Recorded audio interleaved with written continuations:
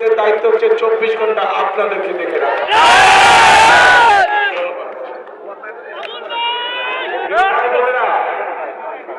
একটু আগে এখানে আমাদের ফরিদপুরের নেতারা, ফরিদপুর জেলার নেতারা একটি দাবির কথা বলেছে, দুটি দাবির কথা মূলত বলেছে।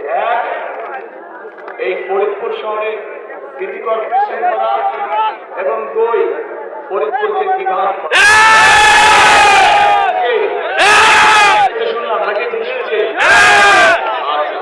তাহলে আজকের এই নির্বাচনী জনসভায় আপনাদের সকলের সামনে আমি এতটুকু বলতে চাই, ইনশাল্লাহ বিএনপি সরকার গঠন করলে আগামীতে ধানেশীষ আগামী 12 তারিখের নির্বাচনে জয়যুক্ত হলে পরে বিভাগ গঠন করলে যদি এলাকার মানুষের উপকার হয়, বিভাগ গঠন করলে যদি মানুষের সমস্যার সমাধান হয়, ইনশাআল্লাহ জনগণের সেই দাবি বিএনপি পূরণ।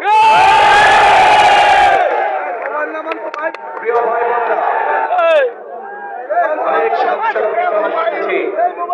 এই সমস্যাগুলো আমি ভেবেছিলাম যে এত সমস্যা নেই, কারণ দীর্ঘ 17 বছর আমি দেশে থাকতে পারিনি। আমরা দূর থেকে শুনেছি প্রত্যেক এলাকায় বলে অনেক উন্নয়ন হয়েছে।